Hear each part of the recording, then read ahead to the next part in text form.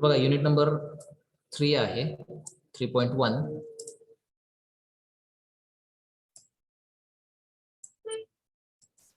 Paragraph and dialogue writing. त्यातले दोन part आहेत. पहिला पार्ट आहे पॅराग्राफ रायटिंग आणि दुसरा पार्ट आहे डायलॉग रायटिंग. याच्यावरती क्वेश्चन नंबर 3 मध्ये प्रश्न विचारला जातो तुम्हाला, खालीलपैकी कोणतेही 4 सोडवा. तर त्यामध्ये 2 पॅराग्राफ आणि 2 डायलॉग दिले जातात. त्यापैकी तुम्हाला चॉईस आहे एखादी गोष्ट वजा करण्याची. फॉर एक्झाम्पल तुम्ही 2 पॅराग्राफ लिहू शकता आणि 1 डायलॉग लिहू शकता, किंवा 2 डायलॉग लिहू शकता आणि 1 पॅराग्राफ लिहू शकता.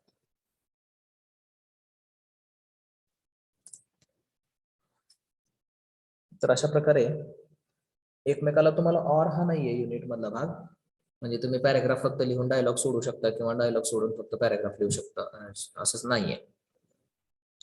तुम्हाला दोन्हीचा अभ्यास व्यवस्थित करायचा आहे. फक्त त्यामध्ये 2 पॅराग्राफ 2 डायलॉग दिले जातात. त्यापैकी तुम्ही 2 डायलॉग लिहा आणि 1 पॅराग्राफ लिहा असं करा, किंवा 2 पॅराग्राफ लिहा आणि 1 डायलॉग लिहा असं करू शकता. तर त्यातला पहिला पार्ट पण आज इथे बघायचा आहे, पॅराग्राफ रायटिंग. पॅराग्राफ हा जो आहे स्ट्रिक्टली पॅराग्राफ आहे. आपण निबंध हा वेगळा आहे. निबंधामध्ये अनेक पॅराग्राफ असतात, पण इथं आपल्याला काय करायचं आहे, फक्त 1 पॅराग्राफ लिहायचा आहे. फक्त पॅराग्राफ लिहायचा असल्यामुळे आपल्याला इथं पॅराग्राफ रायटिंग हा विषय इथं दिलेला आहे. पॅराग्राफ रायटिंग जे आहे त्याच्यामध्ये बघा काय आहे, पॅराग्राफ म्हणजे काय सुरुवातीला समजून घेऊ. पॅराग्राफचे वेगवेगळे घटक कोणते असतात आणि पॅराग्राफ लिहिण्यासाठी, चांगला पॅराग्राफ लिहिण्यासाठी कोणत्या घटकांची गरज असते, आणि त्यानंतर आपण टाइप्स ऑफ पॅराग्राफ जे आहेत त्याचं प्रत्येकाचं एक एक्झाम्पल पाहणार आहोत. तर ते आज या युनिटमध्ये आपल्याला, सब युनिटमध्ये आपल्याला पूर्ण करता येईल. तर ते काय आहे बघा, a paragraph is a group of sentences organised around a central topic. Paragraph म्हणजे काय आहे, तर वाक्यांचा समूह आहे जो एका विशिष्ट विषयाबद्दल लिहिला गेलेला असतो. A paragraph is a group of sentences organised around a central topic. एका विशिष्ट विषयाबद्दल लिहिलेल्या गेलेल्या वाक्यांच्या समूहाला पॅराग्राफ असं म्हटलं जातं. Paragraphs are comprised of sentences but not random sentences. Paragraph मध्ये अनेक वाक्यांचा समावेश होतो, परंतु कोणतीही वाक्य नसतात. रॅन्डम सेंटेन्सेस म्हणजे कोणतीही वाक्य. तर पॅराग्राफ हा वाक्यांचा समूह आहे, त्याच्यामध्ये वाक्य असतात परंतु कोणतीही वाक्य नसतात. The cardinal rule of paragraph writing is to focus on one idea. सर्वात महत्वाचा नियम जो आहे पॅराग्राफ रायटिंगचा तो काय आहे, तर एकाच विषयाबद्दल संकल्पना मांडणे हा पॅराग्राफ रायटिंगचा सर्वात महत्वाचा नियम आहे. A solidly written paragraph takes its readers on clear path. एक चांगल्या पद्धतीने लिहिला गेलेला जो पॅराग्राफ आहे त्याच्यामुळे वाचकांना स्पष्टपणे समजतं की त्या पॅराग्राफ मध्ये काय लिहिलं गेलेलं आहे.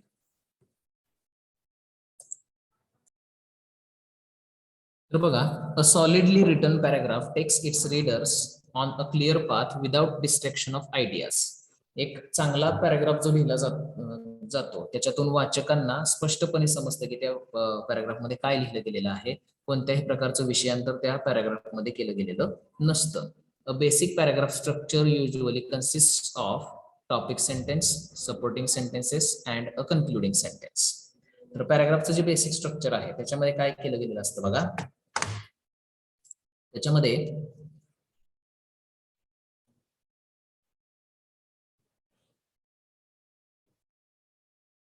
पॅराग्राफ स्ट्रक्चरचे 3 भाग आहेत. पॅराग्राफचे जे स्ट्रक्चर आहे त्याचे 3 पार्ट पडतात. तर पहिला पार्ट जो आहे तो आहे टॉपिक सेंटेन्स, म्हणजे ज्या विषयाबद्दल पॅराग्राफ लिहिलेला आहे तो विषय. त्यानंतर सपोर्टिंग सेंटेन्सेस, तो जो टॉपिक, ते जे टॉपिक सेंटेन्स लिहिलंय त्याला आधार देणारे वाक्य सपोर्टिंग सेंटेन्सेस म्हणून, अँड अ कन्क्लुडिंग सेंटेन्स, आणि निष्कर्ष काढणारं शेवटचं वाक्य क्लोजिंग सेंटेन्स त्याला म्हटलं जातं. तर अशा प्रकारे पॅराग्राफ हा 3 भागामध्ये डिवाइड केला गेलेला असतो. टॉपिक सेंटेन्स, सपोर्टिंग सेंटेन्सेस आणि कन्क्लुडिंग सेंटेन्स.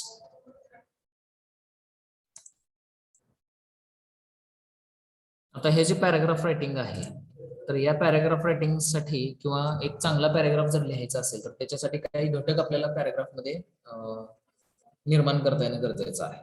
आता पॅराग्राफ मध्ये काय घटक निर्माण करायचे किंवा कोणते घटक वापरायचे जेणेकरून पॅराग्राफ आपला चांगला होईल, तर ते घटक आपल्याला माहिती असणं गरजेचं आहे आणि ते घटक पुढील प्रमाणे आहेत. तर 4 महत्वाचे घटक आहेत एक चांगला पॅराग्राफ लिहिण्यासाठीचे. तर ते 4 घटक पुढील प्रमाणे आहेत.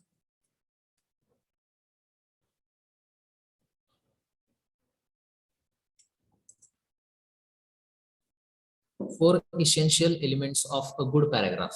चांगला पॅराग्राफ लिहिण्याचे 4 महत्वाचे घटक. A good paragraph has 4 essential elements which when used correctly can change an average paragraph into a good paragraph. म्हणजे चांगला पॅराग्राफ जर लिहायचा असेल तर आपल्याला हे 4 महत्वाचे घटक आहेत हे त्या पॅराग्राफ मध्ये आणता येणं अतिशय गरजेचं आहे. जर त्यांचा योग्य पद्धतीने वापर केला तर एक ऍव्हरेज असणारा पॅराग्राफ जो आहे, एक सर्वसाधारण असणारा पॅराग्राफ जो आहे तो अतिशय चांगला पॅराग्राफ बनू शकतो. जर आपण हे 4 घटक त्या पॅराग्राफ मध्ये निर्माण करू शकलो तर एक सर्वसाधारण दिसणारा जो पॅराग्राफ आहे तो सुद्धा आपल्याला चांगला पॅराग्राफ बनवता येऊ शकतो. तर ते 4 एलिमेंट कोणते आहेत, तर त्यातला पहिला एलिमेंट आहे बघा युनिटी. युनिटी जे आहे ते काय आहे बघा, unity in a paragraph begins with the topic sentence. Unity जे आहे त्याला एकात्मता किंवा एकता असं म्हटलं जातं. म्हणजे तुमचा जो पॅराग्राफ आहे तो एकाच विषयाबद्दल असला पाहिजे असा त्याचा अर्थ आहे थोडक्यात. तर ही जी युनिटी पॅराग्राफ मध्ये आपल्याला निर्माण करायची आहे ती आपण कशा पद्धतीने निर्माण करू शकतो, तर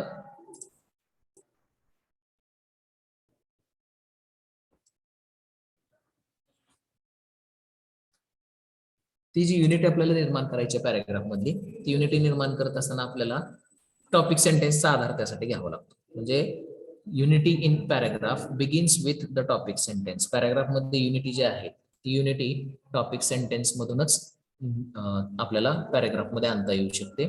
every paragraph has its own single controlling idea that is expressed in its topic sentence.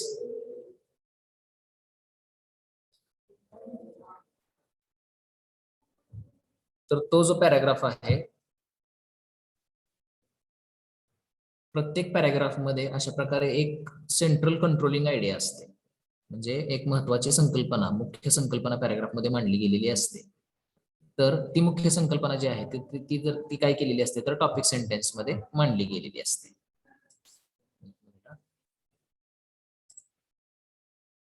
Unity हा विषय, युनिटी हा एलिमेंट पॅराग्राफ मधला महत्वाचा एलिमेंट आहे, तो आपला इथं चालू होता. युनिटी म्हणजे काय बघा, एक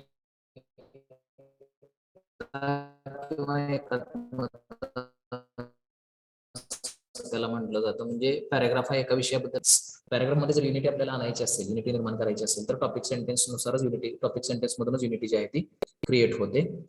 every paragraph has one single controlling idea that is expressed in its topic sentence which is typically the first sentence of the paragraph. प्रत्येक पॅराग्राफ मध्ये एक संकल्पना मांडली गेलेली असते आणि ती जी संकल्पना आहे ती त्याच्या पहिल्या वाक्यामध्ये मांडली गेलेली असते. त्यालाच टॉपिक सेंटेन्स असं म्हटलं जातं. जनरली पॅराग्राफचं पहिलं सेंटेन्स जे आहे ते टॉपिक सेंटेन्स असतं. A paragraph is unified around this main idea. आणि पॅराग्राफ जो आहे तो याच मूळ संकल्पनेच्या अवतीभोवती लिहिला गेलेला असतो. With the supporting sentences providing details and discussion. मग ही जी मूळ संकल्पना पहिल्या पॅराग्राफ मध्ये मांडली गेलेली असते, तर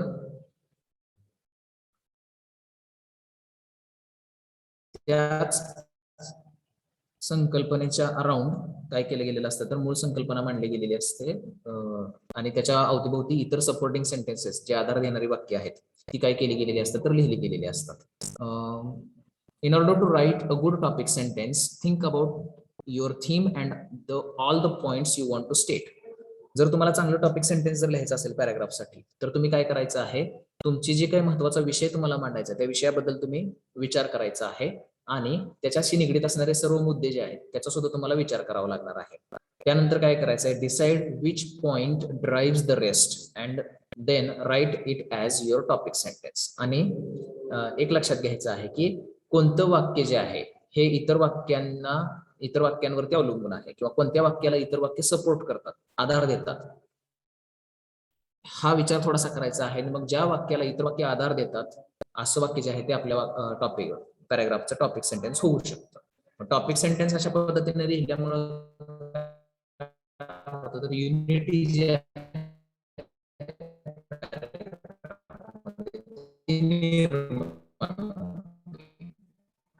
एकता किंवा एकात्मता जे आपण म्हणतो त्या वाक्या परिचय महत्वाचा आहे आणि ते टॉपिक सेंटेन्स काय होतं तर त्यानंतर पुढचा जो मुद्दा आहे पॅराग्राफ मध्ये असायला पाहिजे तो आहे ऑर्डर.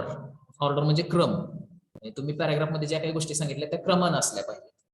जर पहिली गोष्ट तुम्ही शेवटी सांगितली आणि शेवटची गोष्ट जर तुम्ही पहिल्यांदा सांगितली तर त्याचा काय उपयोग होणार नाही. फॉर एक्झाम्पल जर एखादी घटना घडलेली असेल गावात आणि ती घटना घडलेली असताना जर तुम्हाला डायरेक्ट काय सांगितलं तर असं झालेलं आहे, पण ते कसं झालं काय झालं हे जर क्रमानं नाही सांगितलं तुम्हाला तर तुम्ही गोंधळता. त्यामुळे पॅराग्राफ मध्ये अशा पद्धतीनं वाचकाला गोंधळ होऊ नये, वाचकाचा गोंधळ होऊ नये म्हणून ऑर्डर क्रम असणं गरजेचं आहे, तरच पॅराग्राफ चांगला आहे असं म्हटलं जातं. तर ऑर्डर म्हणजे काय बघा, order refers to the way you organise your supporting sentences. Order म्हणजे काय आहे तर ज्या पद्धतीने तुम्ही टॉपिक सेंटेन्स नंतर तुम्ही सपोर्टिंग सेंटेन्स जे लिहिणार आहात त्याचा क्रम तुम्ही कसा मांडता याला ऑर्डर असं म्हटलं जातं. Whether you choose chronological order, order of importance or any other logical presentation of detail, a solid paragraph always has a definite organization. तुम्ही मग जे पॅराग्राफ लिहिणार आहात त्याच्यामध्ये तुम्ही क्रोनॉलॉजिकल ऑर्डर म्हणजे क्रमवार जी काही त्याची मांडणी आहे ती करा, किंवा महत्वाचं माहिती आधी त्याच्यानंतर कमी महत्वाची अशी मांडणी करा, किंवा इतर कोणतीही मांडणी जी तुम्हाला योग्य वाटते ती जर तुम्ही केली तर ती मांडणी योग्य असणं गरजेचं आहे, तरच तुमचा पॅराग्राफ हा चांगला लिहिला गेलेला आहे असं संबोधलं जाऊ शकतं. In a well ordered paragraph the reader follows along easily. ज्या पॅराग्राफची मांडणी योग्य असते तो पॅराग्राफ जो आहे तो वाचकाला समजायला अतिशय सोपा जातो. Added by the patterns you have established. म्हणजे ज्या पद्धतीचा क्रम तुम्ही मांडलेला आहे त्या क्रमातून तो पॅराग्राफ जो आहे तो वाचकाला समजायला अतिशय सोपा जातो. Order helps the reader to grasp your meaning and avoid confusion. Order जी आहे पॅराग्राफची ती जर योग्य असेल तर तुमच्या वाक्यात तुमच्या पॅराग्राफचा जो अर्थ आहे तो अर्थ लागायला सोपा जातो आणि कोणत्याही प्रकारचं कन्फ्युजन वाचकाचं होत नाही. अशा प्रकारे युनिटी म्हणजे पॅराग्राफ एकाच विषयाबद्दलचा असला पाहिजे आणि ऑर्डर म्हणजे त्याचा क्रम जो आहे त्याच्यामध्ये सांगितलेल्या घटनेचा क्रम जो आहे तो योग्य असणं गरजेचं आहे. या घटकांमुळे पॅराग्राफ जो आहे तो चांगला होतो.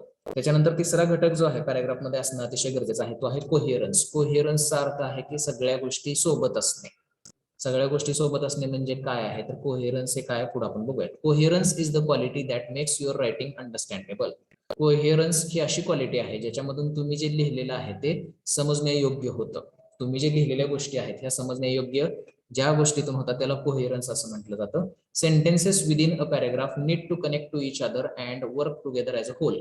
वाक्यातले पॅराग्राफ मध्ये जे प्रत्येक वाक्य आहेत हे एकमेकांना कनेक्ट असणं गरजेचं आहे, एकमेकांना जोडली गेलं असणं गरजेचं आहे, तरच तो पॅराग्राफ एकत्र येऊन चांगल्या पद्धतीनं आपली माहिती जी आहे ती सादर करू शकतो. एक वाक्य दुसऱ्या वाक्याला जर जोडलं गेलेलं नसेल तर कन्फ्युजन होतं.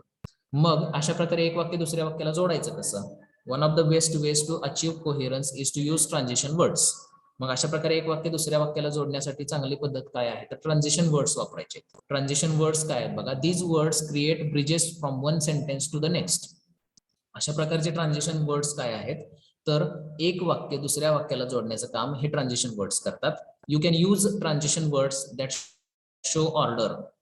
क्रम दाखवणारे ट्रान्झिशन वर्ड्स तुम्ही वापरू शकता, जसं first, second, third, fourth, fifth अशा प्रकारचे क्रम दाखवणारे ट्रान्झिशन वर्ड्स तुम्ही वापरू शकता, जेणेकरून पहिलं वाक्य दुसऱ्या वाक्याला, दुसरं तिसऱ्याला जोडता येऊ शकतं.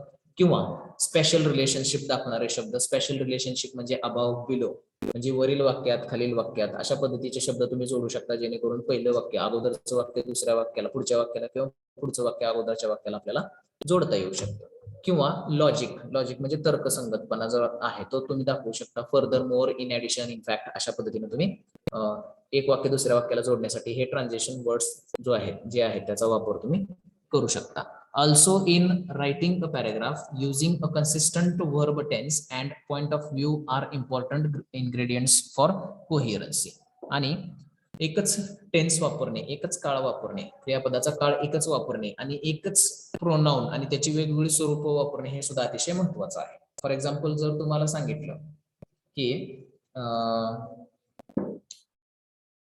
Study regularly, importance of regular study असा जर पॅराग्राफ लिहायला सांगितला आणि तिथं जर तुम्ही सुरुवात केली की बाबा regular study is very important for career असं आपण म्हटलं आणि त्याच्यानंतर जर आपण म्हटलं we should study regularly to develop our career, आपण रेग्युलरली अभ्यास केला पाहिजे आपलं करिअर डेव्हलप करण्यासाठी, आणि त्याच्यानंतर जर आपण म्हटलं you should do regular study for 2 hours, त्याच्यानंतर जर म्हटलं तुम्ही म्हणजे आपण आणि तुम्ही असे प्रोनाउन जर वेगवेगळे वापरले तर ते इफेक्टिव्ह पॅराग्राफ होत नाही. म्हणून काय करायचं आहे तर पॉइंट ऑफ व्ह्यू म्हणजे प्रोनाऊनचा वापर जो आहे तो एकाच प्रोनाऊनचा करायचा आणि त्याच प्रोनाऊनची वेगवेगळी रूपं जी आहेत ती पॅराग्राफमध्ये वापरायची आहेत.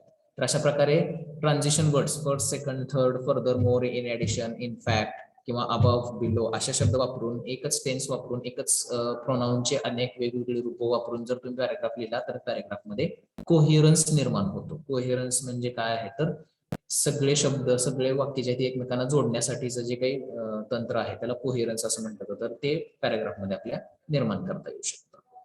तर हे कोहिरन्स बद्दल आहे. आणि शेवटचा एलिमेंट पॅराग्राफ मधला आहे कम्प्लिटनेस. कम्प्लिटनेस म्हणजे पूर्णत्व, म्हणजे पॅराग्राफ जो आहे तो पूर्ण असला पाहिजे. If all the sentences clearly and sufficiently support the main idea then your paragraph is complete. तुमचा पॅराग्राफ पूर्ण आहे असं कधी म्हटलं जातं ज्यावेळी सगळी वाक्य जी आहेत तुमच्या पॅराग्राफ मध्ये ही तुमच्या मुख्य वाक्याला सपोर्ट करत असतील तर तुमचा पॅराग्राफ पूर्ण आहे असं म्हटलं जातं. म्हणजे सगळी वाक्य पॅराग्राफ मध्ये तुमच्या मुख्य वाक्याला जर सपोर्ट करत असतील, आधार देत असतील तर तुमचा पॅराग्राफ जो आहे तो कम्प्लीट आहे असं म्हटलं जातं. If there are not enough sentences or enough information to prove your idea then your paragraph is incomplete. जर समजा तिथं पुष्कळ वाक्य तुमची मुख्य संकल्पना साध्य करण्यासाठी नसतील किंवा तुमची जी संकल्पना तुम्ही मांडलेली आहे ती प्रूव्ह करण्यासाठी पुरेशी वाक्य पॅराग्राफ मध्ये नसतील तर तुमचा पॅराग्राफ हा इनकम्प्लीट आहे असं म्हटलं जातं. Sentence and concluding sentence are needed for a paragraph to be complete. सर्वसाधारणपणे 3 सपोर्टिंग सेंटेन्सेस, एक टॉपिक सेंटेन्स आणि एक कन्क्लुडिंग सेंटेन्स अशा प्रकारे तुम्ही पॅराग्राफ जो आहे तो कंप्लीट करू शकता. म्हणजे तुमच्या टॉपिक सेंटेन्सला आधार देणारे किमान 3 सेंटेन्सेस आणि कन्क्लुडिंग सेंटेन्स या सर्व सेंटेन्सेसला मिळून तुम्ही एक पॅराग्राफ लिहू शकता जो कंप्लीट आहे असं म्हणला जाऊ शकतो. The concluding sentence or the last sentence of the paragraph should summarise your main idea by reinforcing your topic sentence. आणि जे काही कन्क्लुडिंग सेंटेन्स आहे वाक्यातलं शेवटचं जे वाक्य आहे पॅराग्राफचं ते तुम्ही काय करू शकता तर वाक्यातलं जे टॉपिक सेंटेन्स आहे त्याच्यावरती जोर देऊन तुम्ही कन्क्लुडिंग सेंटेन्स जे आहे त्याची एक सर्वसाधारण समरी तुम्ही त्या शेवटच्या वाक्यामध्ये लिहू शकता. पहिल्या वाक्याची समरी जी आहे ती तुम्ही शेवटच्या वाक्यामध्ये कन्क्लुडिंग सेंटेन्स म्हणून लिहू शकता. तर अशा प्रकारे हे 4 घटक पॅराग्राफ मध्ये असणं अतिशय गरजेचं आहे. पहिला घटक जो आहे तो युनिटी आहे, म्हणजे तुमचा पॅराग्राफ हा एकाच विषयाबद्दल असला पाहिजे आणि त्याच्यामध्ये कोणत्याही प्रकारचं विषयांतर नसलं पाहिजे. पॅराग्राफ मध्ये तुमची ऑर्डर असली पाहिजे, म्हणजे पॅराग्राफ मध्ये मांडल्या गेलेल्या जो घटना आहे त्याचा क्रम योग्य असला पाहिजे जेणेकरून कोणत्याही प्रकारचं कन्फ्युजन होणार नाही. पॅराग्राफ हा तुमचा पॅराग्राफ मध्ये वाक्य जे ते एकमेकांशी कनेक्ट असणं गरजेचं आहे. एक वाक्य याबद्दल एक वाक्य त्याबद्दल असं नसता तुमचं जे पॅराग्राफचं सुरुवातीचं वाक्य जे आहे ते सुरुवातीपासून शेवटपर्यंत ते याच्यामध्ये एकाच विषयाबद्दल आणि ते एकमेकांना कनेक्ट केलेले असणं गरजेचं आहे. त्याला कोहेरन्स असं म्हटलं जातं. आणि कम्प्लिटनेस म्हणजे काय तर पॅराग्राफ जो आहे तो तुमचा कम्प्लीट असला पाहिजे. म्हणजे तुमची जी काही संकल्पना मूळ संकल्पना तुम्ही टॉपिक सेंटेन्स मध्ये मांडलेली आहे तर त्या मूळ संकल्पनेबद्दलच्या सर्व गोष्टी ज्या आहेत त्या तुमच्या पॅराग्राफ मध्ये मांडल्या गेलेल्या असल्या पाहिजेत तरच तुमचा पॅराग्राफ कम्प्लीट आहे असं म्हटलं जातं. तर त्याच्यानंतर टाइप्स ऑफ पॅराग्राफ आपल्याला बघायचं आहे. टाइप्स ऑफ पॅराग्राफ मध्ये काय म्हटलं गेलं बघा, there are 4 types of paragraphs. 4 प्रकारचे पॅराग्राफ आपल्याला अभ्यासाला आहेत. Technical paragraph, descriptive paragraph, narrative paragraph, compare and contrast. म्हणजे तांत्रिक पॅराग्राफ, डिस्क्रिप्टिव्ह म्हणजे वर्णनात्मक, नॅरेटिव्ह म्हणजे कथनात्मक आणि कंपेअर कॉन्ट्रास्ट म्हणजे तुलनात्मक. असे 4 प्रकारचे पॅराग्राफ आपल्याला आहेत. When considering the type of paragraph you are about to write, you need to consider a few different questions. ज्यावेळी तुम्हाला एका विशिष्ट प्रकारचा पॅराग्राफ लिहायचा असतो त्यावेळी तुम्हाला काही प्रश्नांची उत्तरं तुम्हाला सुरुवातीला स्वतःला देणं अतिशय गरजेचं असतं. तर ते प्रश्न काय आहेत? What is the purpose of the paragraph? या पॅराग्राफचा हेतू काय आहे? या पॅराग्राफचा हेतू काय आहे? What are you trying to communicate to your reader? तुम्ही तुमच्या वाचकांबरोबर काय संपर्क साधणार आहात किंवा तुम्ही त्यांना काय सांगणार आहात? या 2 गोष्टींची जर उत्तर तुम्हाला मिळाले तर तुम्हाला पॅराग्राफ रायटिंग हे सोपं जातं. The answers to these questions will guide you as you consider both the content of your paragraph and effect you are trying to achieve. या प्रश्नांची उत्तर जर तुम्हाला मिळाली तर तुम्हाला पॅराग्राफ चांगल्या पद्धतीने लिहिता येऊ शकतं. कारण का तर तुम्हाला काय लिहायचं आहे आणि त्याच्यावरून तुम्हाला काय साध्य करायचं आहे हे तुम्हाला माहिती झालेलं असतं. There are many different types of paragraphs. Each type has different purpose. वेगवेगळ्या प्रकारचे पॅराग्राफ आहेत. प्रत्येक पॅराग्राफचा हेतू वेगवेगळा असतो. And writers make use of different means to in achieving each purpose. आणि लेखक काय करत असतात तर वेगवेगळ्या साधनांचा वापर करतात त्यांचा जो हेतू आहे त्या पॅराग्राफ लिहिण्या पाठीमागचा तो साध्य करण्यासाठी. तर ते वेगवेगळे पॅराग्राफ कोणते आहेत आणि त्याच्या प्रत्येक पॅराग्राफचं एक्झाम्पल आपल्याला आता पुढे पाहायचा आहे. तर पहिला आहे टेक्निकल पॅराग्राफ, तांत्रिक उतारा, तांत्रिक पॅराग्राफ. तर तो काय आहे बघा, this kind of paragraph is written to convey technical information. Technical paragraph जो आहे हा पॅराग्राफ कशासाठी लिहिला जातो, तर तांत्रिक माहिती सांगण्यासाठी. When writing such paragraph, one has to be very particular about choice of words, grammatical structure and style of presentation. अशा प्रकारचा उतारा लिहित असताना लेखकाला अतिशय जागरूक राहावं लागतं शब्दांची निवड करताना, वाक्याची निवड करताना आणि कशा पद्धतीनं ते सादर करायचं ह्याची निवड करताना अतिशय जागरूक राहावं लागतं लेखकाला. A technical paragraph should be clear and correct in context and must avoid any kind of ambiguity and vagueness. Technical paragraph जो आहे तो अतिशय बरोबर असला पाहिजे, त्याच्यामध्ये जे काही मांडलं गेलेलं आहे ते अतिशय अचूक असलं पाहिजे आणि कोणत्याही प्रकारची संदिग्धता त्याच्यामध्ये नसली पाहिजे, कोणत्याही प्रकारचं कन्फ्युजन त्याच्यामध्ये नसलं पाहिजे. तर टेक्निकल पॅराग्राफ हा तांत्रिक गोष्टींबद्दल असतो, एवढं लक्षात ठेवायच्यामध्ये. आणि एक एक्झाम्पल तिथे दिलेलं आहे स्मार्टफोन. स्मार्टफोन या विषयावरती हा पॅराग्राफ दिलेला आहे. तर त्याच्यामध्ये काय सांगितले बघा, a smartphone is a mobile phone that can do more than other phones. Smartphone हा असा फोन आहे जो इतर मोबाईल फोन्स जे आहेत त्यांच्यापेक्षा अधिक काही गोष्टी करू शकतो. They work as computer but are mobile devices small enough to fit in users hand. ते कम्प्युटर सारखंच कार्य करतात. स्मार्टफोन जो आहे तो कम्प्युटर सारखंच कार्य करतो, परंतु तो इतका लहान असतो की वापरणाऱ्याच्या हातामध्ये तो सहज बसू शकतो. Uses include sending and receiving emails, text, photographs, multimedia messages, registering contact, calculator, currency, alarm, browsing the internet using mobile browser, playing games and much more. आणि स्मार्टफोनचा जो वापर आहे त्याच्यामध्ये बऱ्याचशा गोष्टींचा समावेश होतो. ईमेल करणे, ईमेल पाठवणे, रिसीव्ह करणे, टेक्स्ट मेसेज पाठवणे, रिसीव्ह करणे, फोटोग्राफ, मल्टीमीडिया मेसेज पाठवणे, रिसीव्ह करणे, कॉन्टॅक्ट सेव्ह करणे, कॅल्क्युलेटरचा वापर करणे, करन्सी कन्व्हर्टरचा वापर करणे, अलार्मचा वापर करणे, इंटरनेटचा वापर करणे, मोबाईल ब्राउझरचा वापर करून गेम खेळणे, या सगळ्या गोष्टींचा वापर जो आहे तो स्मार्टफोनवरती केला जातो. The smartphones usually come with a large touchable display and an inbuilt QWERTY keyboard. Smartphone जो आहे हा टच स्क्रीन फोन असतो आणि त्याच्यामध्ये कोणत्याही प्रकारचं कीपॅड आपल्याला दिलेलं नसतं, कीबोर्ड दिलेलं नसतो, त्याच्या स्क्रीनवरतीच कीबोर्ड जो आहे आपल्याला दिला जातो. Because smartphones are small computers, they run on an operating system that is often common between devices to ensure compatibility. Smartphone हे कम्प्युटर सारखं कार्य करतात, म्हणून काय केलं गेलेलं आहे तर त्यांचं जे चालन आहे ते जे आहेत हे ऑपरेटिंग सिस्टीम वरती चालतात आणि बऱ्याच डिव्हाइसेसची ऑपरेटिंग सिस्टीम ही सेम वापरली जाते. The majority of the smartphones run on Apple iOS and Google Android, but others use Windows Phone and or BlackBerry OS. बरेचसे फोन जे आहेत हे ऍपलच्या iOS वरती चालतात किंवा गुगल अँड्रॉइड या ऑपरेटिंग सिस्टीम वरती चालतात, परंतु अजून काही असे फोन आहेत जे विंडोजच्या ऑपरेटिंग सिस्टीम वरती चालतात किंवा ब्लॅकबेरीच्या ऑपरेटिंग सिस्टीम वरती चालतात. Most can do multitasking, running more than one program, which helps the user to do things quicker and easier. बरेचसे स्मार्टफोन जे आहेत एकाच वेळी अनेक कामं करू शकतात, ज्यामुळं वापरणाऱ्याला त्याची जी कामं आहेत हे अतिशय जलद गतीने अतिशय सोप्या पद्धतीने करायला स्मार्टफोन जो आहे तो मदत करतो. तर अशा प्रकारे हा टेक्निकल पॅराग्राफ आहे. टेक्निकल गोष्टीबद्दल सांगितला गेलेला पॅराग्राफ जो आहे त्याला टेक्निकल पॅराग्राफ असं म्हटलं जातं. फॉर एक्झाम्पल हा स्मार्टफोन आहे, तुम्हाला कम्प्युटर बद्दल विचारलं जाऊ शकतं, त्यानंतर मिक्सर ग्राइंडर बद्दल विचारलं जाऊ शकतं, वॉशिंग मशीन बद्दल विचारलं जाऊ शकतं किंवा LED टीव्ही बद्दल विचारलं जाऊ शकतं किंवा ट्रान्झिस्टर रजिस्टर बद्दल विचारलं जाऊ शकतं. तर असे वेगवेगळे टेक्निकल पॅराग्राफ जे आहेत ते तुम्हाला विचारले जाऊ शकतात. त्यानंतर पुढचा जो टाईप आहे पॅराग्राफचा तो आहे डिस्क्रिप्टिव्ह पॅराग्राफ, वर्णनात्मक उतारा. एखादी घटना घडलेली असेल तर त्याचं वर्णन करणारा उतारा जो आहे त्याला वर्णनात्मक उतारा किंवा वर्णनात्मक पॅराग्राफ असं म्हटलं जातं. This type of paragraph describes some event or an incident and shows the reader what a thing or person is like. अशा प्रकारचा जो पॅराग्राफ आहे याच्यामधून काय केलं जातं तर एखादी घटना, एखादा व्यक्ती, एखादी वस्तू जी आहे याचं वर्णन केलं जातं आणि ती वस्तू, व्यक्ती कसा आहे हे सांगितलं जातं.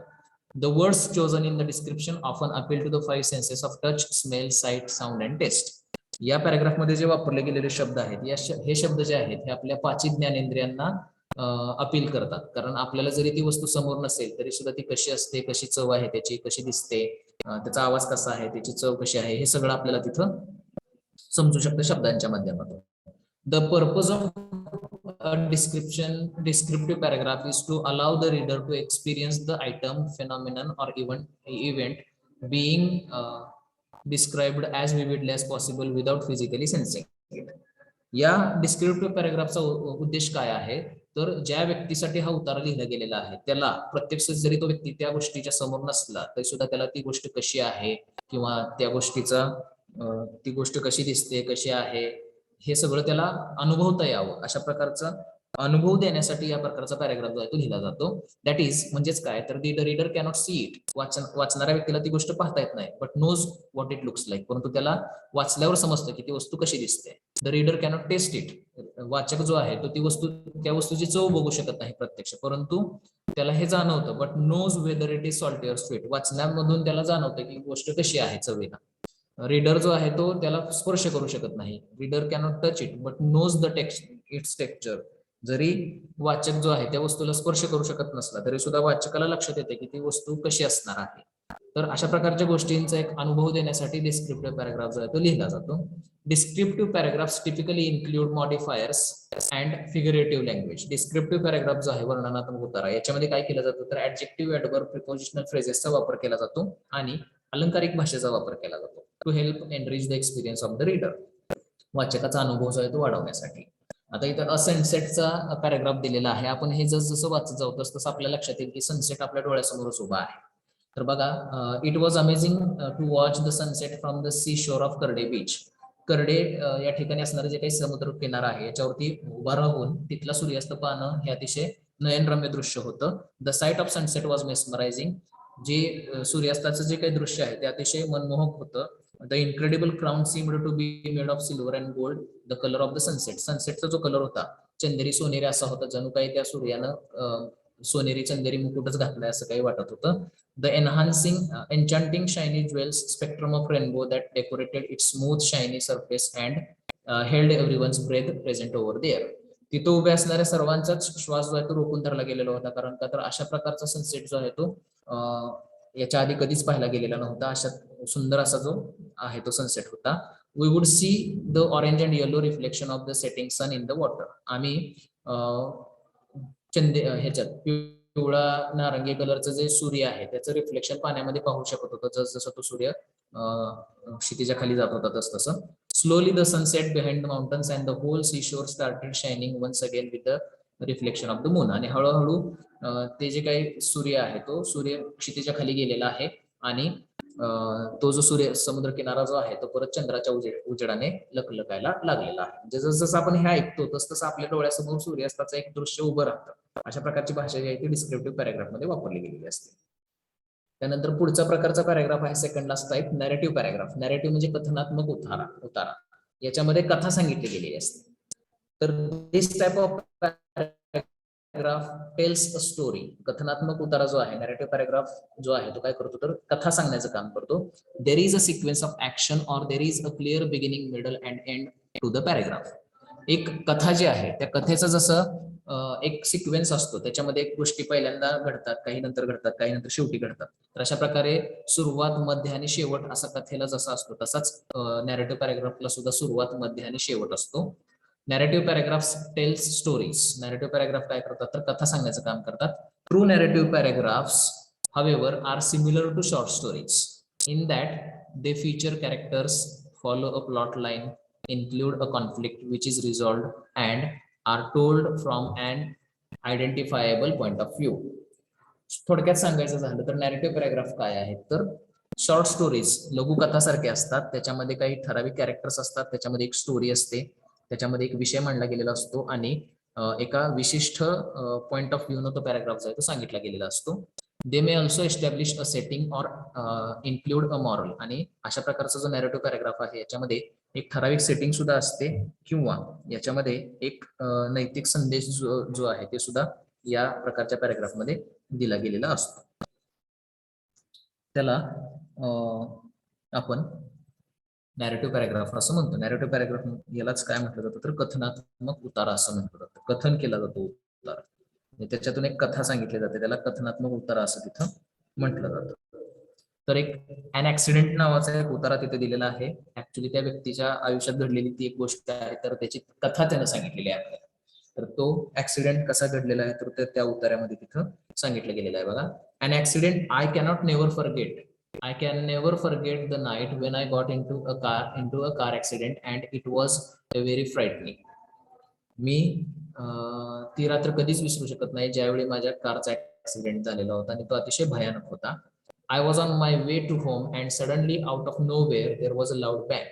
मी माझ्या कारने घरी येत होतो आणि अचानकच कुठून तरी असा एक मोठा आवाज झालेला आहे. I felt the jerk in the car, आणि मला कारमध्ये त्याचा झटका जो आहे तो जाणवलेला आहे. When I looked back I saw another car pushing my car. आणि ज्यावेळी मी पाठीमागं पाहिलं तर त्यावेळी मला असं दिसलं की पाठीमागून दुसरी गाडी जी आहे ती माझ्या गाडीला धक्का देत आहे. I pushed the brakes and I could smell the burn rubber. आणि मग मी लगेचच काय केलेलं आहे तर गाडीचा ब्रेक दाबलेला आहे आणि ब्रेक दाबल्यामुळे जे टायर एकदम घासलेलं आहे तर टायर घासल्यावरती रबर जळल्याचा वास मला जो आहे तो जाणवलेला आहे. By God's grace nothing happen to me. देवाच्या दयेनं मला त्यावेळी काही झालं नाही. Later I came to know that the driver of the other car was drunk and was arrested by the police. नंतर मला समजलं की दुसऱ्या गाडीचा ड्रायव्हर जो आहे तो नशेमध्ये होता आणि त्याला पोलिसांनी नंतर अटक केलेली आहे. But for me I thank God and it was a really narrow escape. परंतु मी जो आहे तो देवाला धन्यवाद देतो कारण मी थोडक्यात त्या ऍक्सिडेंट मधून वाचलो होतो. तर अशा प्रकारे कथा सांगितल्यासारखा हा उतारा आहे.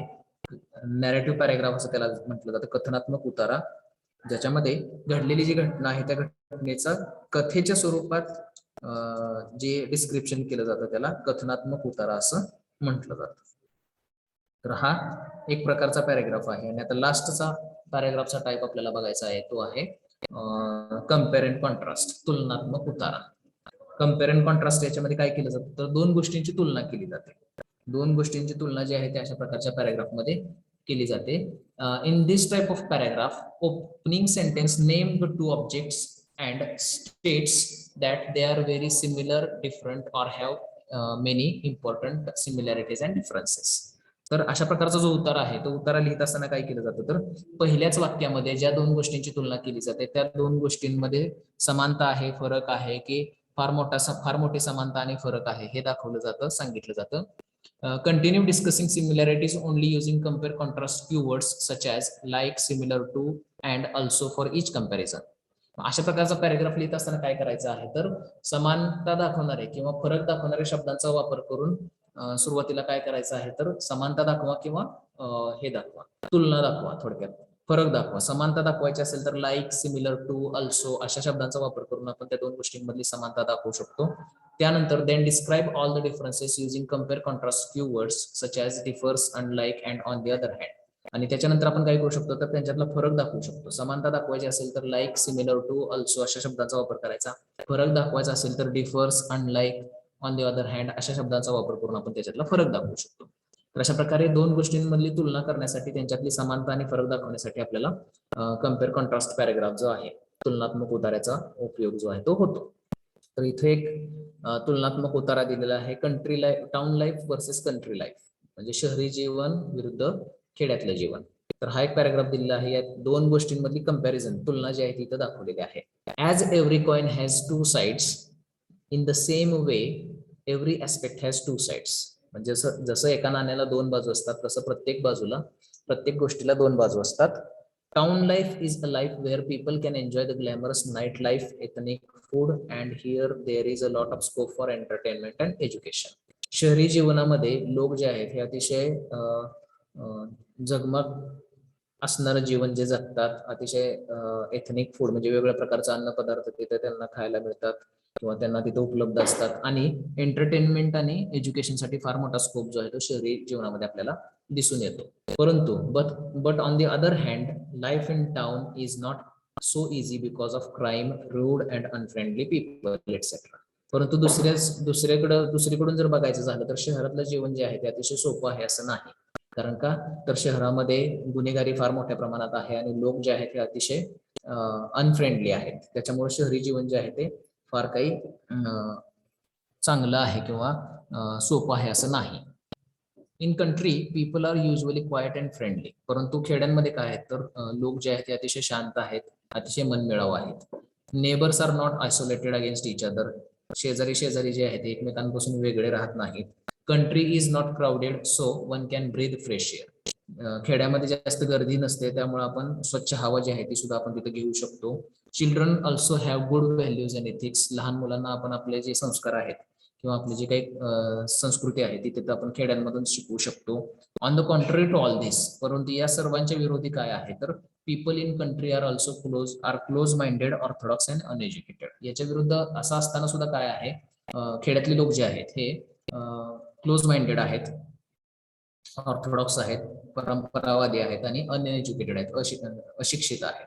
Therefore, it all depends on individual whims and fancies to select either a town life or a country life. आणि म्हणून लोकांच्या मनावरती आहे की त्यांनी शहरी जीवन निवडायचं की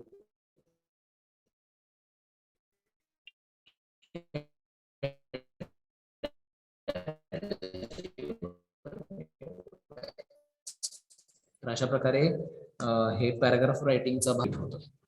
पॅराग्राफ